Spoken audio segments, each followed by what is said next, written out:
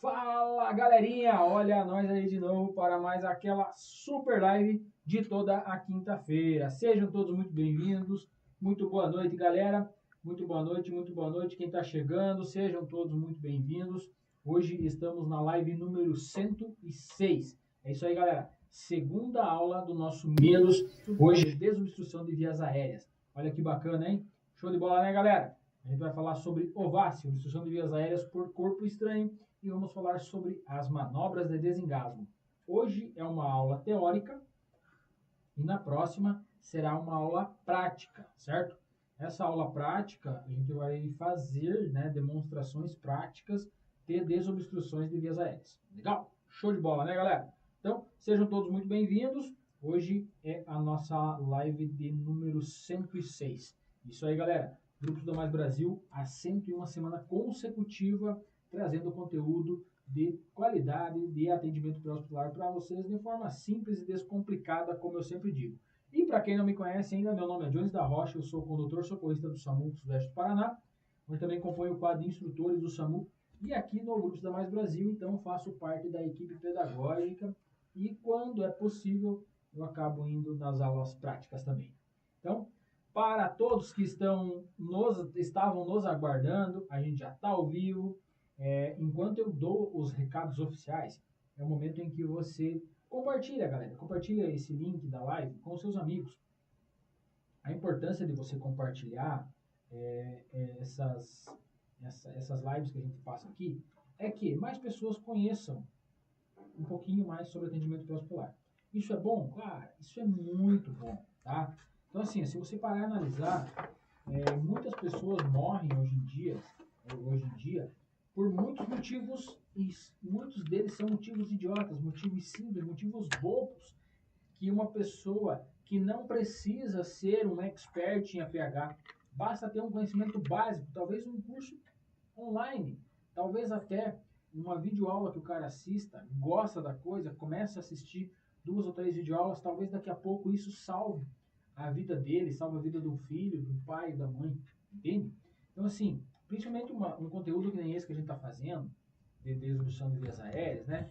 Um conteúdo que a gente vai falar sobre o VASI, falar sobre identificar uma obstrução de vias aéreas, falar como abordar essa pessoa, identificar se ela é parcial, se ela é total, como agir em cada uma dessas situações e como fazer o protocolo de desobstrução de vias aéreas.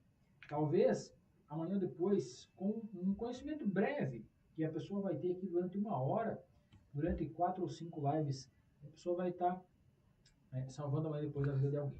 Isso é muito bacana, entende? Esse é o objetivo de eu estar aqui, tá? Esse é o objetivo para mim estar aqui toda quinta-feira, com horário marcado, compromisso marcado para encontrar com vocês aqui.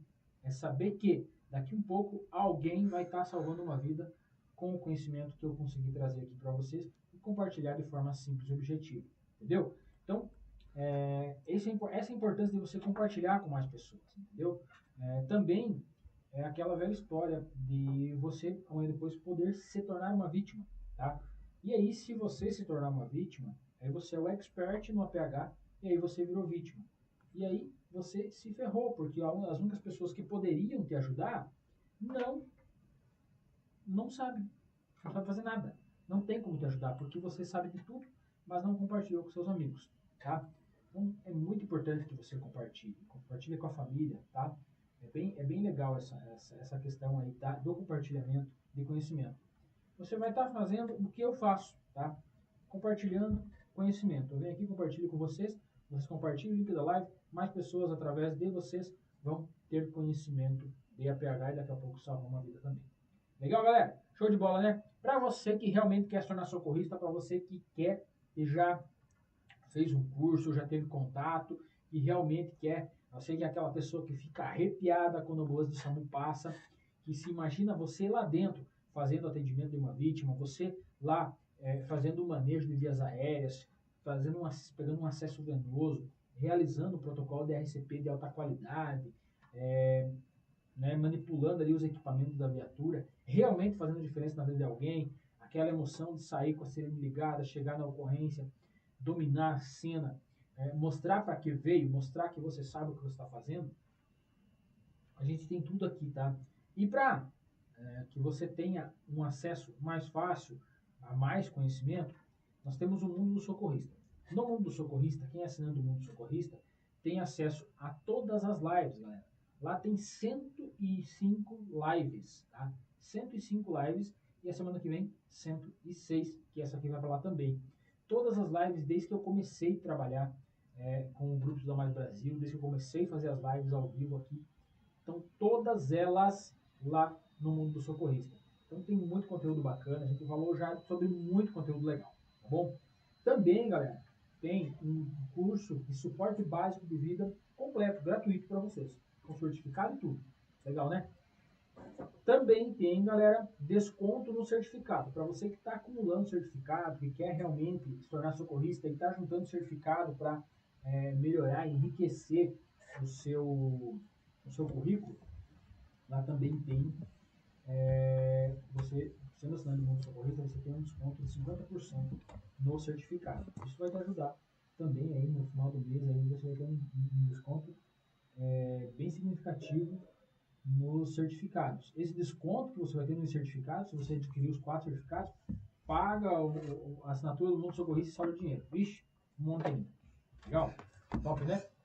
E também, galera, para você que já fez curso, para você que está na área, está buscando aquela tão sonhada vaga para se tornar socorrista, no Mundo dos Socorristas, a equipe do Grupos da Mais Brasil tem uma equipe de pessoas que passam o dia inteiro garimpando, né? Procurando concurso público, PSS, né, o Processo Seletivo Simplificado, vaga de emprego por contratação direta, indicação, enfim, tudo, galera. Tudo para você que quer se tornar socorrista no Brasil inteiro, tá?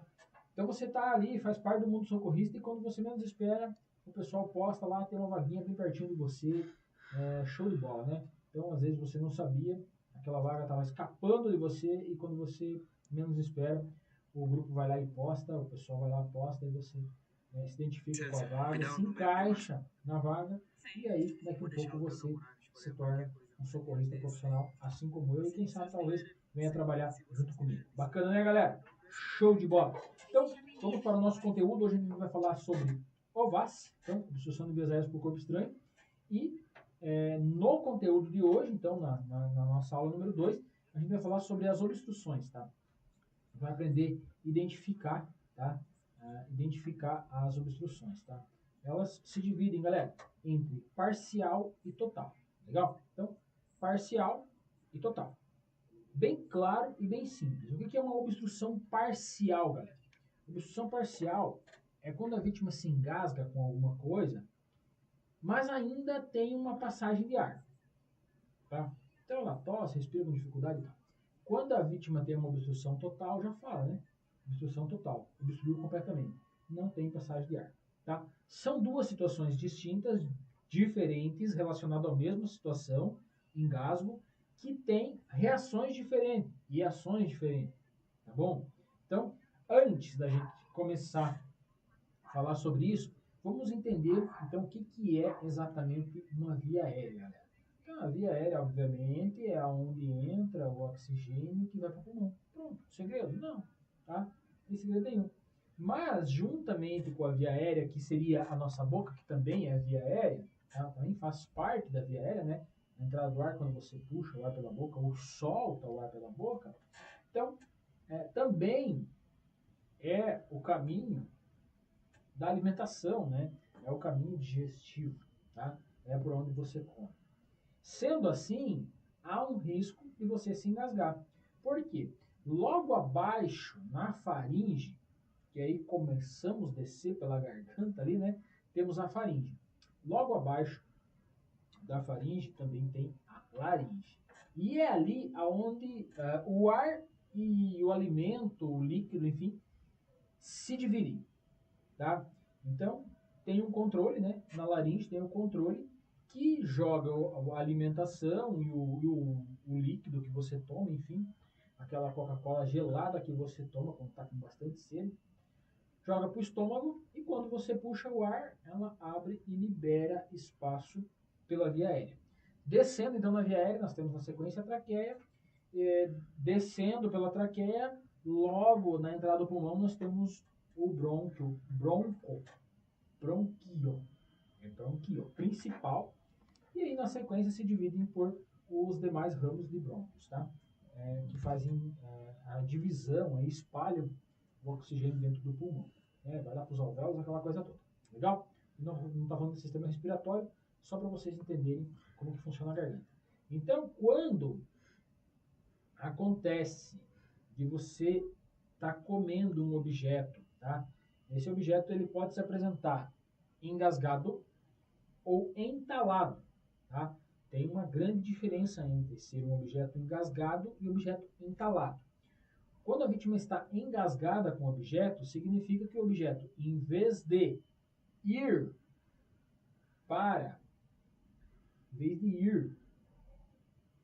para o estômago pelo canal digestivo, vai para a traqueia, para o canal respiratório. E aí a pessoa ela se engasga porque não há a passagem de ar ou há uma pequena passagem de ar, ou seja, aquela obstrução parcial, certo? Muito bem. Quando a pessoa está entalada, ela significa que ela comeu alguma coisa que não é compatível essa alimentação, ou engoliu algum objeto também, e foi para o canal digestório, foi em direção ao estômago, legal?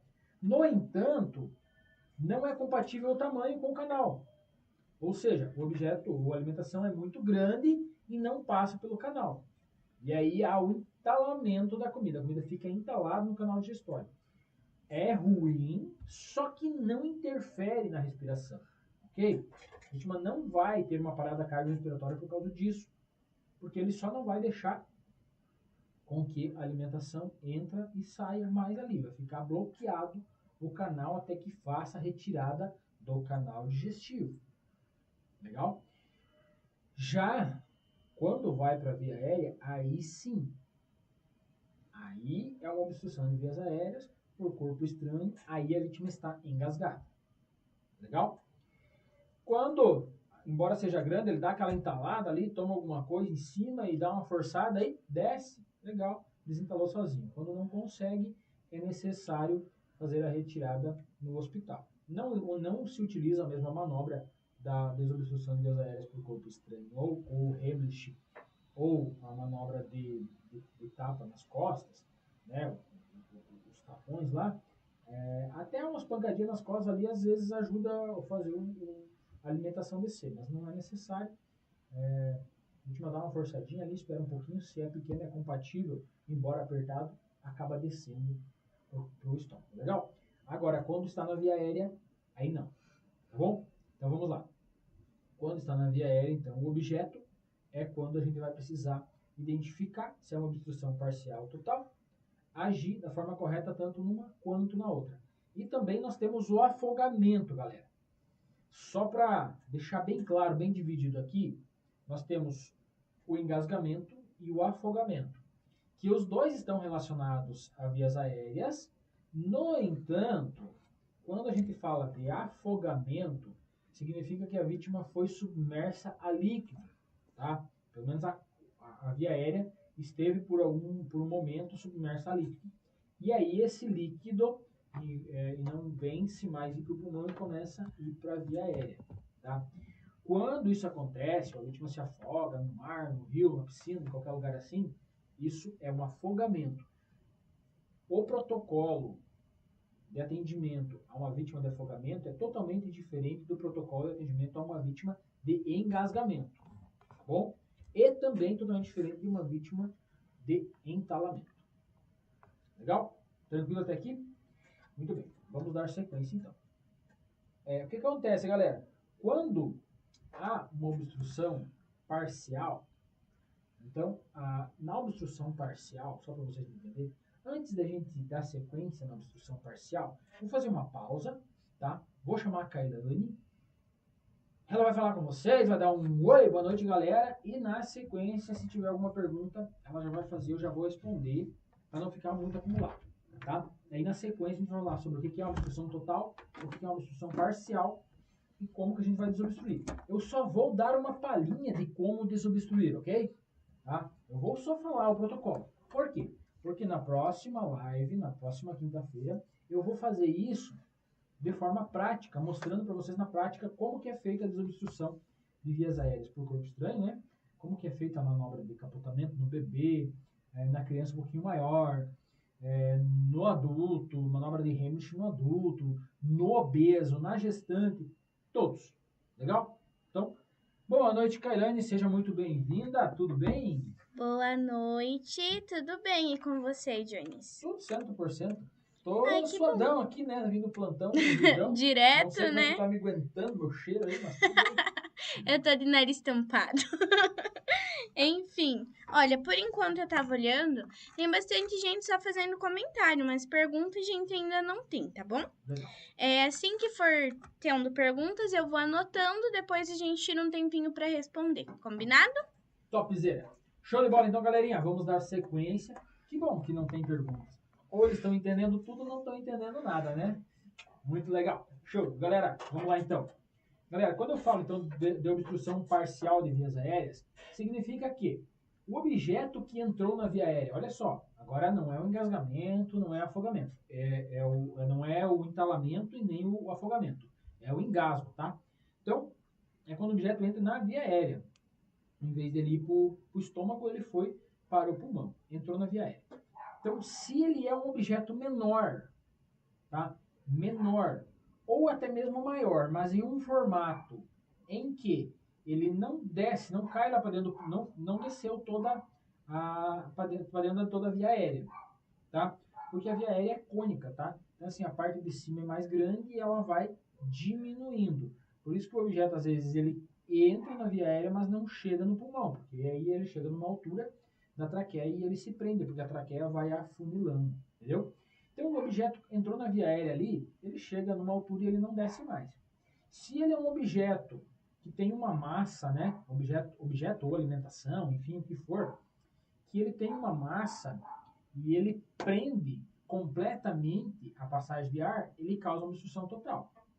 Se ele tem um formato diferenciado ou não é completamente massa, né? Tipo, ele não é totalmente fechado, ele para na via aérea ali e deixa alguns lugares para o oxigênio ainda ficar circulando, ficar passando por ele, né? Aquela velha história da moeda, né? Se a moeda está de pé, a vítima respira de boa. Se a moeda virar, bloqueia completamente. E é exatamente por aí, tá? Não deixa de ser nesse sentido as coisas, legal?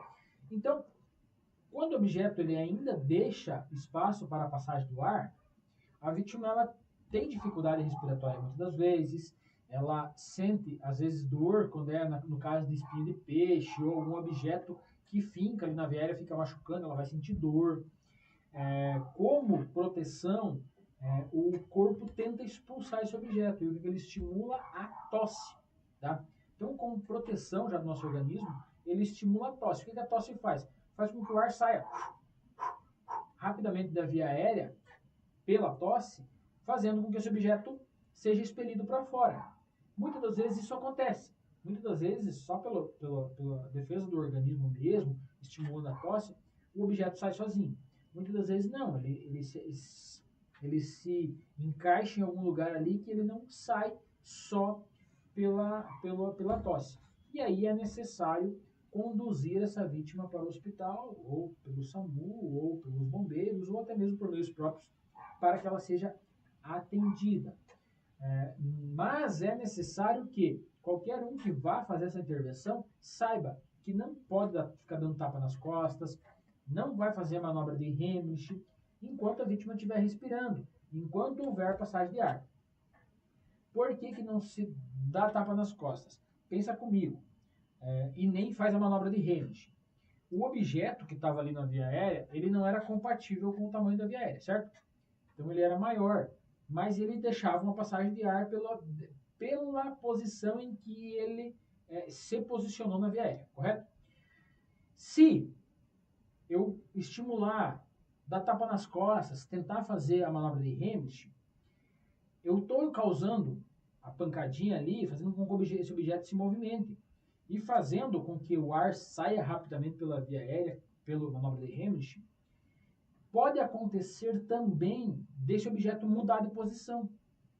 Nessa mudança de posição, ele pode assumir uma posição que cause uma obstrução total.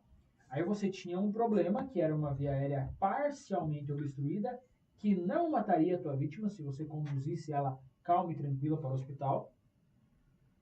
E aí você tentou fazer o Heimlich, ou bateu nas costas da vítima, e agora o objeto mudou de posição. Mudou de posição e causou uma obstrução total. Causou obstrução total, agora se você não souber fazer um Heimlich de qualidade, a vítima vai morrer nas tuas mãos. Não dá tempo do socorro chegar. Muitas das vezes não dá tempo, se for um pouquinho longe, a vítima acaba ainda óbito. Não dá tempo, entendeu? Então, essa é a importância de você identificar a obstrução parcial e agir de forma calma, com cautela, com tranquilidade, acalmando a vítima, pedindo para ela respirar com calma, tá? Se ela continuar tossindo, beleza. Pensa comigo, você tinha um pulmão cheio, diafragma lá tinha bastante oxigênio. Aí a vítima tinha uma obstrução parcial, você foi lá e começou a fazer a manobra de Heimlich. Começou a fazer a manobra, e o ar ia passando pela via aérea até que acabou. Quando esse ar estava acabando, o objeto mudando de posição, causou uma obstrução total. Agora, além de o objeto estar em uma posição de obstrução total, você não tem mais ar, né? Não tem mais oxigênio, enfim, não tem mais ar dentro do pulmão para realizar a manobra de Heimlich e fazer com que esse objeto saia e expelir ele para fora pela pressão do ar. Entendeu? A importância de não fazer a manobra de Heimlich quando não é a hora certa. É muito importante isso, galera. É muito importante que vocês entendam isso com clareza. Legal? Muito bem. Como que eu identifico se a vítima está em uma obstrução parcial? Ela respira, ela tosse, ela tenta falar, às vezes até fala, tá? O objeto está ali, está incomodando, faz barulho, às vezes a vítima tem uma ansiedade para respirar, respira com dificuldade, mas o ar passa, tá? É uma obstrução parcial, é tranquilo, bem tranquilo, tá? Não precisa intervir, precisa acalmar essa vítima e levar para o hospital, ok? Já quando há uma obstrução total no engasgamento, é quando esse objeto ou ele mudou de posição, ou ele era um objeto que tinha uma massa, né? E causou já de cara uma obstrução total. Quando o objeto causa de cara uma obstrução total, nessa situação, tem que entrar rapidamente com a manobra correta para desobstruir essa vítima. Essa vítima vai ter entre 1 e 2, no máximo 3 minutos antes que ela fique inconsciente. E é nesse período que você tem para fazer ou o Heimlich, ou o capotamento no bebê, ou o que você tiver que fazer. Legal? É esse o momento que você tem para fazer. Não tem como, tá? Não tem como você esperar. Tem que ser rápido, tem que ser preciso e tem que saber o que está fazendo. Como que a gente vai identificar, então, a manobra, a obstrução total de vias aéreas? Galera, é muito nítido, tá? Que a vítima, ela se sente, né? Tá respirando normalmente, se alimentando, enfim, fazendo alguma coisa, e do nada tranca a via aérea. Ela não consegue mais respirar. O ar que tá lá dentro não sai, o ar que ela quer ir não vai, tá? Tranca. É desesperador, a vítima já começa a ficar vermelha e na sequência fica com cianose, né? Começa a ficar arroxeada. Ela fica agitada, geralmente fica se debatendo ou tentando tirar o objeto. E uma das formas claras é o sinal universal de obstrução total, é as duas mãos no pescoço, tá? Então a vítima, vocês podem ver todos os vídeos que tem por aí rolando de obstrução total, ou as duas ou uma das mãos a vítima leva ao pescoço, mas em muitos momentos ela leva as duas mãos no pescoço. O desespero, ela tem a impressão de que o objeto vai sair por ali, então ela fica desesperada e tenta, né, com as mãos pegar o objeto, tenta se desvencilhar daquele sufoco. Legal? Então, identifiquei isso, obstrução total. Me aproximo da vítima, ela não consegue respirar, está com o olho arregalado, está agitada. Eu preciso rapidamente realizar a manobra de Heimlich ou a manobra de capotamento. Qual que é a diferença de uma para outra? A manobra de Hamilton eu faço uma pressão abdominal, empurrando o diafragma para cima, fazendo com que ele cause uma pressão positiva em cima do pulmão, fazendo com que esse pulmão esvazie rapidamente, fazendo com que o ar que tem dentro dele saia pela via aérea, pelo canal da via aérea, rapidamente, batendo com pressão nesse objeto que está causando a obstrução e arremessando ele para fora. Tá? Então tem que ser preciso, tem que ser no local certo, tem que ser com força para fazer com que esse ar saia com força. Posso exagerar na força e fazer o objeto ser muito rápido? Não tem problema, desde que o objeto saia. Ok? Então é importante eu identificar e saber fazer a manobra. Quando eu faço o capotamento, o que eu faço no capotamento? É mais difícil fazer uma manobra de Hamilton no bebê. Por quê? A mão da gente é muito grande para entrar na cavidade torácica da vítima ali, empurrando o diafragma para cima. Então é bem difícil realizar essa manobra do bebê. Outra, que o diafragma, o pulmão do bebê é pequenininho, tem pouco ar lá dentro. E às vezes a obstrução é uma obstrução rígida, uma obstrução firme.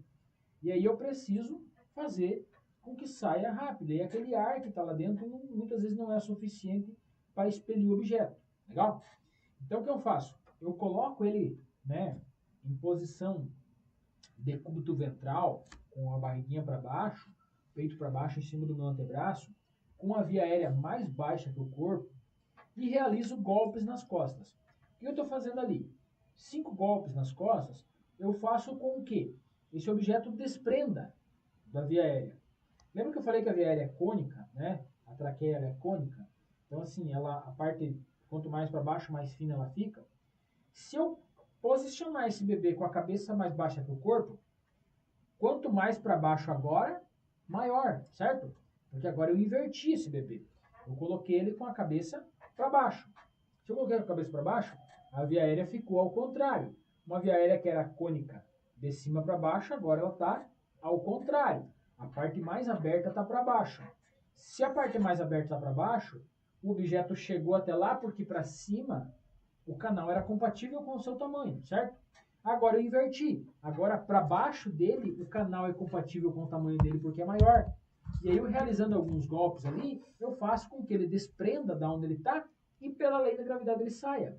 Essa é a importância de manter a cabeça do bebê mais baixa que o corpo e realizar os golpes da forma correta. Aí eu realizo 5 golpes na região interescapular com a parte hipotenar da minha mão, calcanhar da mão entre as escápulas do bebê. São golpes firmes, não fortes. E aí eu viro ele. Né? Troco de posição, troco de braço. O meu braço, né, ele deve ficar apoiado, eu vou mostrar isso na prática, tá, galera? Deve ficar apoiado em cima do meu fêmur para dar uma sustentação e na hora de eu realizar os golpes, esses golpes serem firmes e não ficar balançando o bebê. Eu mudo de braço e mudo de perna. Agora, a via aérea do bebê continua mais baixa que o corpo, em momento algum eu elevo a cabeça do bebê. Eu faço esse giro mantendo a cabeça mais baixa.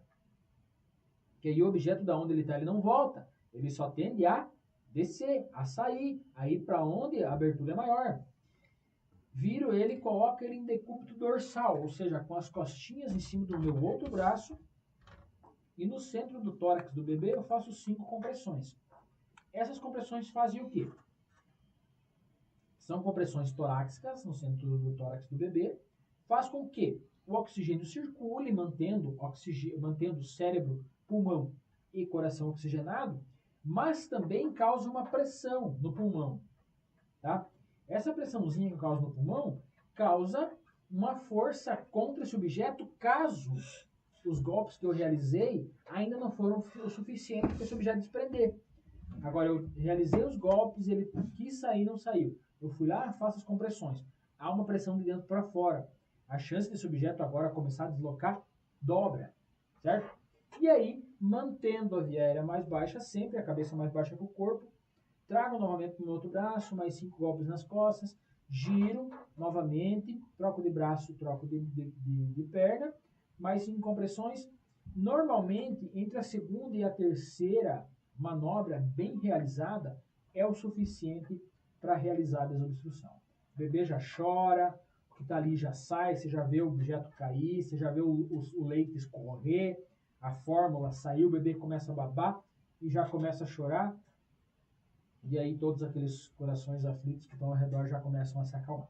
Tá? Então é muito simples, é muito tranquilo. No entanto, é necessário realizar essa manobra com perícia, com tranquilidade e calma. Para realizar uma manobra com perícia, tranquilidade e calma, é necessário que você saiba fazer ela com perícia, com tranquilidade e com calma, obviamente. Legal até aqui? Vou chamar a Kailane, que vai ver se tem alguma pergunta e a gente já retorna para a gente rever os conceitos que a gente falou até agora. Legal? Fala comigo, Kailane. Fala, parceiro. Temos algumas perguntas agora. Posso ler? Pode, como vai? Como fazer quando alguém está se afogando e eu retiro a vítima da água? Aí o que devo fazer? Monitorar em primeiro momento. Vítima em parada cardiorrespiratória. Se ela tiver, né, tirou da água, está em parada cardiorrespiratória, 5 ventilações de resgate e inicia protocolo 30/2, 30 compressões, 2 ventilações. Ok? Vítima está em parada respiratória, só ventilações. Uma ventilação a cada 5 ou 6 segundos por 2 minutos e monitora novamente. Ou ela evoluiu para uma parada cardiorrespiratória, ou ela continua em parada respiratória, ou ela voltou a respirar espontaneamente. Ok? Tirei a vítima, não está em parada respiratória, não está em parada cardiorrespiratória, está apenas inconsciente. Ela perdeu a consciência, no entanto não parou ainda. Decúbito lateral direito, tá? Decúbito lateral direito em posição de resgate, com a via aérea aberta e mais baixa que o restante do corpo, para que a água que há, né, no pulmão ali, que ainda está no canal respiratório, saia pela lei da gravidade.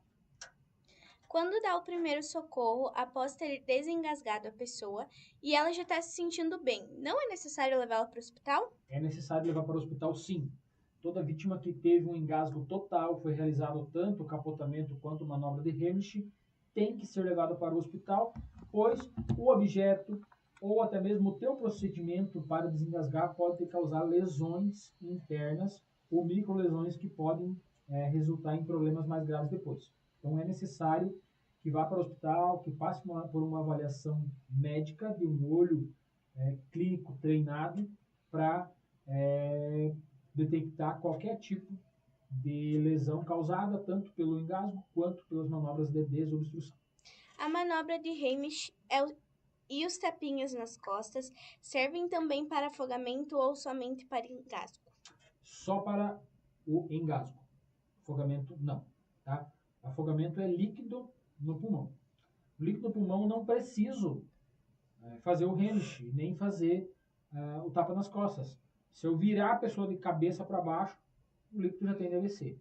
Tá? Por isso que eu tenho que identificar como que a vítima está e se ela está só inconsciente, posição decúbito lateral direito, com a via aérea mais baixa e a água escorre para fora. Essa a gente respondeu no Mitos e Verdades, a de agora. Quando a pessoa estiver engasgada com espinho de peixe, é recomendável se dar pão? Não, não é recomendável dar pão. Espinho de peixe é uma obstrução parcial, tá? Só que dói, incomoda, porque está lá cravando na garganta, incomodando, tá? Não dá pão, não coloca, não dá nada para a vítima engolir. O que acontece? Dá alguma coisa para a vítima engolir, ela engole, pega no espinho, o espinho movimenta, ou ele desce mais para baixo ainda e faz uma nova lesão, ou ele aumenta aquela lesão que já tem, tá? Já teve vários casos de vítima que estava com um espinho de peixe aparente, dava para ter feito uma retirada com uma pinça com muita tranquilidade. No entanto, foi enfiando pão e dando coisa para a vítima comer e beber, e o objeto foi parar, o espinho do peixe foi parar muito lá embaixo, causou várias lesões, teve que ser transferida para outro local. Isso foi uma pessoa que me contou o que aconteceu, tá? Para poder fazer a retirada com um protocolo de endoscopia e pinça e tal, porque o espinho foi descendo, foi cortando, foi machucando, porque tentaram fazer com que ela engolisse de vez. Se passar, olha só que louco, se passar, tá? Se passar, tava ali machucando, engoliu alguma coisa, desceu, foi pro estômago. Pode depois do intestino ele acabar perfurando o intestino da vítima, tá? Então, quando o intestino, quando o alimento, né, depois de digerido, né, o bolo alimentar, ele vai para o intestino, né? Começa no cólon ali e vai descendo para o intestino. E ele faz algumas contrações para fazer com que ele vá, esse bolo alimentar vai, né, sendo digerido, as proteínas e, enfim, vão sendo retiradas, as coisas boas e as coisas ruins vão ficando, vão se tornando, né, a parte que vai ser expulsa pelo sistema excretor depois. Essas manobras que o intestino faz, essas contrações que o intestino faz, se pegar no espinho, vai acabar furando o intestino da vítima ainda. Pode acabar acontecendo isso, tá? Então, não dá pão.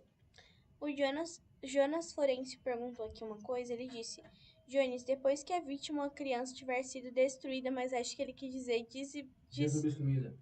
Nem eu sei falar essa palavra. Pelo corpo estranho, pode oferecer água para limpar a passagem do ar? Não pode. Tá? Não pode.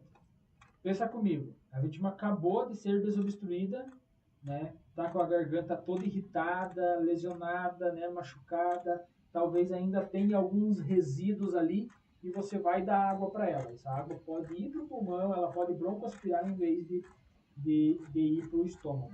Além de que o problema está no canal respiratório, que não é, né? Não faz parte do canal digestório. Então, é só a garganta, ali, o início da garganta mesmo, que faz que os dois são juntos. Na sequência, eles se dividem. Então, a água vai ir para o estômago e a traqueia vai continuar suja, se esse for o caso, ok? Certo? Certo. Pois bem, galera, vamos dar sequência, então. Então, assim, quando eu falo da obstrução total, lembra das duas mãos no pescoço. Lembra que a atuação tem que ser rápida. Você tem que pegar a vítima rapidamente, se posicionar atrás dela, localizar a cicatriz umbilical, né? O umbigo da vítima. Eu vou mostrar isso na prática na próxima aula. Olha que legal. A próxima aula é prática e eu vou mostrar para vocês numa vítima real como que a gente faz a manobra de desengasgo, então. Legal? Faz a manobra ali, realiza a compressão, empurra o diafragma para cima, manobra de gancho com os dois braços, empurra o diafragma para cima, faça com que o objeto saia, cause uma pressão de ar nesse objeto para ele sair da via aérea, assim como eu já expliquei anteriormente, certo? Quando eu não consigo a circunferência da vítima, meus braços não alcançam na circunferência da vítima, ou seja, não consigo abraçar a vítima, eu vou realizar essas compressões no tórax dela. O tórax, se a barriga é muito grande, ali onde que eu vou realizar a manobra é muito grande, o tórax tende a ser um pouco menor, tá? E aí eu vou fazer a mesma coisa, só que agora no centro do tórax.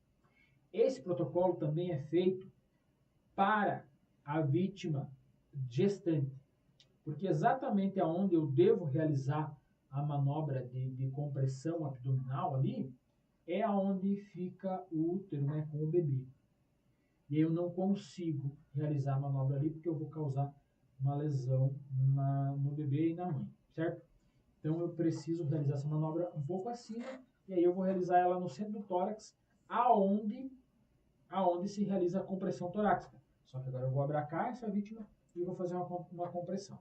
Lembra que se no abdômen já é ruim de fazer, preciso usar da força, no tórax vai ser muito mais ruim, preciso usar muito mais força ainda, ok? No bebê, galera, quando eu falo do capotamento no bebê, vocês vão ler por aí, e vai ter muitos protocolos e muitos instrutores falando que é até 1 ano, outros falam que é até 2 anos, outros falam que é até 1 ano e meio que faz o capotamento e põe no braço, tá? Esqueçam números, galera. Esqueçam números. Os números só vão atrapalhar vocês. A manobra ela é feita no braço até quando? Até quando o bebê cabe no teu braço. Você consegue realizar essa manobra bem feita, uma manobra de qualidade pelo tamanho do bebê. Se o bebê ele é muito grande, que vai prejudicar a minha manobra, eu vou para outra. Eu vou para o Heimlich, certo? Se o bebê é pequeno, independente da idade dele, ou seja, meu antebraço é grandão, digamos assim, meu antebraço é pequeno, Mas se a pessoa que vai realizar a manobra tem um antebraço grande, o bebê é um bebê de 3 anos, pequeno, cabe no antebraço, realiza a manobra de capotamento. Ela é mais eficiente no bebê do que a manobra de Heimlich, ok? Então faz a manobra de capotamento nessas condições. Legal? Tranquilo. Se o bebê, independente da idade, ele não cabe no meu antebraço, a manobra vai ser prejudicada. Olha só, a manobra será prejudicada pelo tamanho do bebê, independente da idade, eu mudo para o Heimlich, ok? A manobra tem que ser eficiente. Enquanto ela for eficiente no capotamento, independente da idade, é o capotamento. Independente da idade, se a manobra for ineficiente, é o Heimlich. Legal? Tranquilo, né? Então, esqueça números. Não é, é 1 ano, é 2 anos, 3 anos. Existem alguns protocolos que falam sobre isso, tá? Mas daí você pensa comigo, olha que louco. Chego na residência, alguém fala que o bebê tem 1 ano e meio, outro fala que o bebê tem 2, outro fala que tem 2 e 3 meses. Tá? O desespero tomou conta daquela família nessa situação. Uma situação gravíssima. Tá? O bebê já está todo roxo, está morrendo. Tá? O desespero tomou conta. Ninguém sabe te falar exatamente a idade que o bebê tem. Se eu ficar esperando saber a idade para mim realizar a manobra, não, mas até 1 ano e meio eu ponho no braço. Não, mas a vizinha falou que tem 1 ano e 8, mas a mãe falou que tem 1 ano e 6, mas a tia falou que tem 1 ano e 4. E agora? Não dá para ficar esperando. Cabe no antebraço, manobra de capotamento. Não cabe, manobra de Heimlich. Independente da idade, independente do tempo que essa criança tem. Legal? É o tamanho que vai decidir se ele cabe no antebraço ou não. Legal? Quando que eu realizo a manobra, então, de desobstrução total, capotamento no bebê? Galera, no bebê, muitas vezes, ele não vai pôr as mãos no pescoço, né? O bebê pequeno, ele não vai pôr a mão no pescoço. 5, 6 meses, ele não tem essa percepção ainda. No entanto, contudo, todavia, você consegue perceber, porque ele tenta chorar e não consegue. Ele faz a expressão facial de choro, mas não sai o choro. Ele faz esforço para respirar e não sai. E rapidamente ele começa a ficar cianótico, começa a ficar roxo. Isso, no bebê, é uma obstrução total. Tá? Ele tenta chorar e não consegue. Ele faz força e fica esperneando, tentando chorar e não consegue. É assim que você identifica uma obstrução total em um bebê. Se ele está chorando, é uma obstrução parcial. Embora você saiba que ele colocou alguma coisa na boca ali e engoliu. Tá? Ele está chorando, é uma obstrução parcial. Deixa chorar, acalma ele, chama o socorro ou leva para o hospital. Ponto. Parou de chorar. Em algum momento ele parou de chorar, faz a expressão de choro, faz o esforço para respirar e não consegue. Obstrução total, faz o capotamento. Como que eu faço o capotamento, então? Quando que eu faço o capotamento? Peguei o bebê, abordei essa criança, pego ela, põe no meu colo, bato na planta dos pés. Vou mostrar isso na prática também. Bato na planta dos pés, estimulo a planta dos pés do bebê. O bebê tende a chorar se você bater na planta dos pés, é sensível. Então, ele tende a chorar ou esboçar algum tipo de reação. Bati na planta dos pés, o bebê ainda tem tônus musculares, ou seja, ele ainda se afirma. Os bracinhos dele estão firmes ainda, a cabecinha está firme, ele está se segurando ainda. Ele abre o olhinho, ele tenta respirar e não consegue. Esse é o período que eu vou realizar a manobra de capotamento. Se eu pegar esse bebê e ele já está molinho, já está solto, já está todo mole, esse é o bebê em que eu vou realizar o RCP. É um bebê considerado em parada cardiorrespiratória e eu inicio o protocolo de RCP. Se ele ainda tenta se afirmar, ele ainda tenta se mexer, ele ainda tem algum tipo de tônus musculares, mas não respira, é um bebê que eu vou realizar a manobra de ou Heimlich ou capotamento. Ponto. A manobra de desobstrução, seja qual for melhor para aquele tamanho do bebê. Se ele já está mole, todo cianótico e já não tem mais tônus, ele está desmaiado, está apagado já, vou iniciar a RCP desse bebê. Legal? No adulto, enquanto ele estiver em pé ou sentado ou tiver algum tipo de tônus muscular também, que eu consiga realizar a manobra, eu realizo a manobra. Caiu, já está no chão, não consigo mais, aí complicou. Aí eu vou iniciar o protocolo de RCP nele e aguardar a ajuda chegar. Legal? Na criança, que é um pouco, que não cabe no meu braço, mas ainda é, né, para fazer o capotamento, mas ainda é pequena para fazer o Hamlet.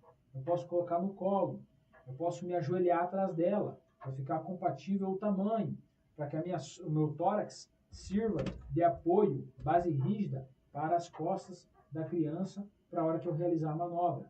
É uma criança pequena, mas é muito grande para o meu braço. Põe sentadinha no teu colo, estica uma perna, coloca ela sentadinha na tua perna, com a lateral do teu corpo, você cria uma base rígida nas costas delas e realiza a manobra de Hamlet. Legal? Show, né? Vou falar sobre isso e vou mostrar isso na prática na próxima aula, mas só para quem estiver aqui, quem é fiel, como alguns que estão aqui em todas as lives. Legal? Kailane, fala comigo, tem mais alguma pergunta pertinente ao assunto ou eu posso finalizar?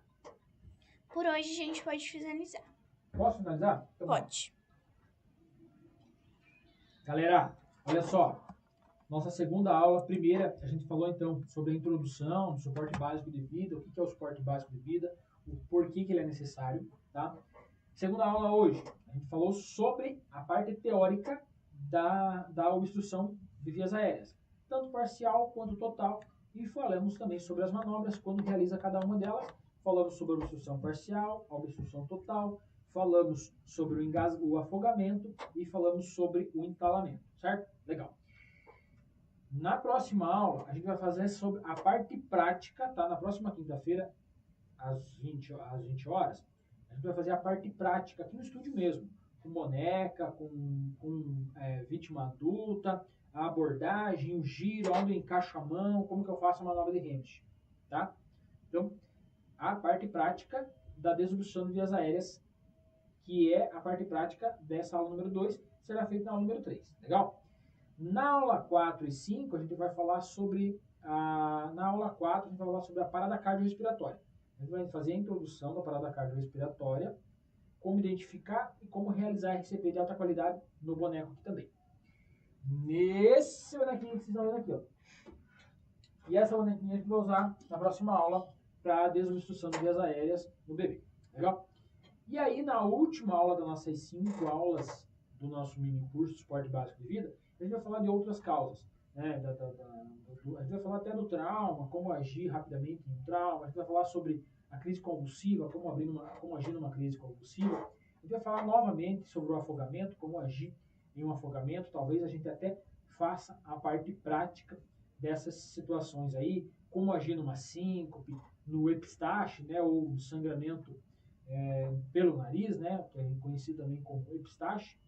Legal? Então, na próxima live, a gente vai falar sobre tudo. Na próxima live, então a gente vai falar sobre a prática dessa aula, depois PCR, teórica e prática, e depois sobre as demais causas que também são abordadas no suporte básico de vida, do nosso mini curso de 5 aulas de suporte básico de vida, ou também conhecido como SBV. Legal? Então, espero vocês, conto com vocês, o seu futuro socorrista, próxima aula, às 20 horas, nessa mesma hora, nesse mesmo canal, como eu sempre digo para vocês, aqui pelo Grupo da Mais Brasil. Boa noite, Kailane. Boa noite, Jones. Até a próxima quinta-feira. Valeu, galera. Até mais.